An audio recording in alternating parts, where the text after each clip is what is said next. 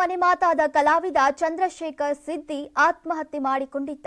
ಆದರೆ ಈಗ ಈ ಪ್ರಕರಣಕ್ಕೆ ಬಿಗ್ ಟ್ವಿಸ್ಟ್ ಸಿಕ್ಕಿದೆ. ಚಂದ್ರಶೇಖರ್ ಸಿದ್ದಿ ಪತ್ನಿಯ ಕಿರುಕುಳಕ್ಕೆ ಬೇಸತ್ತು ಆತ್ಮಹತ್ಯೆ ಮಾಡಿಕೊಂಡ ಆರೋಪ ಈಗ ಕೇಳಿ ಬಂದಿದೆ. ಚಂದ್ರಶೇಖರ್ ಸಿದ್ದಿ ಕಾಮಿಡಿ ಕಿಲಾಡಿಗಳಲ್ಲಿ ಅಬ್ಬರಿಸಿದ ಪ್ರತಿಭಾವಂತ ಕಲಾವಿದ. ಉತ್ತರ ಕನ್ನಡ ಜಿಲ್ಲೆಯ ಯಲ್ಲಾಪುರದ ಚಿಮನಹಳ್ಳಿಯ ಸಿದ್ದಿ ಜನಾಂಗಕ್ಕೆ ಸೇರಿದ ಇವರು ತಮ್ಮ ಕಷ್ಟದ ಹಿನ್ನೆಲೆ ನಡುವೆ ಕೂಡ ಟಿವಿ ಲೋಕದಲ್ಲಿ ಹೆಜ್ಜೆ ಇಟ್ಟಿದ್ರು. ಸಣ್ಣ ಪುಟ್ಟ ಧಾರಾವಾಹಿಗಳಲ್ಲಿ ಹಾಸ್ಯ ಪಾತ್ರಗಳಲ್ಲಿ ಜನರ ಮನ ಗೆದ್ದಿದ್ರು. ಆದರೆ ಸಮಯ ಸರಿಯಾಗಿ ಸಹಕಾರ ನೀಡಲಿಲ್ಲ. ಅವಕಾಶಗಳು ಕಡಿಮೆಯಾದವು. ನಂತರ ಅವಕಾಶ ಸಿಗದೆ ನೊಂದಿದ್ರು. ಮಾನಸಿಕ ಖಿನ್ನತೆಗೆ ಚಿಕಿತ್ಸೆಯನ್ನ ಕೂಡ ಪಡೆದಿದ್ರು ಎನ್ನಲಾಗಿದೆ. ಇನ್ನು ಜುಲೈ 31ರಂದು ಮನೆಯೊಳಗೆ ನೇಣು ಬಿಗಿದ ಸ್ಥಿತಿಯಲ್ಲಿ ಸಿಕ್ಕಿದ ಚಂದ್ರಶೇಖರ್ನ ಮೃತದೇಹ ಪತ್ತೆಯಾಗಿತ್ತು.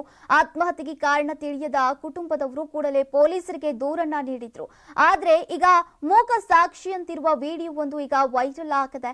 ಇದರಲ್ಲಿ ಪತ್ನಿ ಪೊರ್ಕೆಯಿಂದ ಕಟ್ಟಿಗೆಯಿಂದ ಚಂದ್ರಶೇಖರ್ ಮೇಲೆ ಹಲ್ಲೆ ಮಾಡ್ತಾ ಇರೋದು ಸ್ಪಷ್ಟವಾಗಿದೆ. ಈ ವಿಡಿಯೋ ಕಂಡ ಪ್ರೇಕ್ಷಕರು ಫುಲ್ ಶಾಕ್ ಆಗಿದ್ದಾರೆ.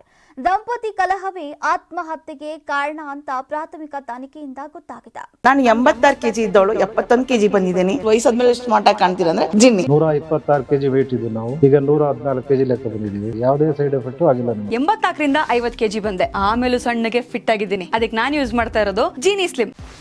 84ರಿಂದ 50 kg ಬಂದೆ. ಆಮೇಲೆ ಸಣ್ಣಗೆ ಫಿಟ್ ಆಗಿದ್ದೀನಿ. ಅದಕ್ಕೆ ನಾನು ಯೂಸ್ ಮಾಡ್ತಾ ಇರೋದು ಜೀನಿ ಸ್ಲಿಮ್.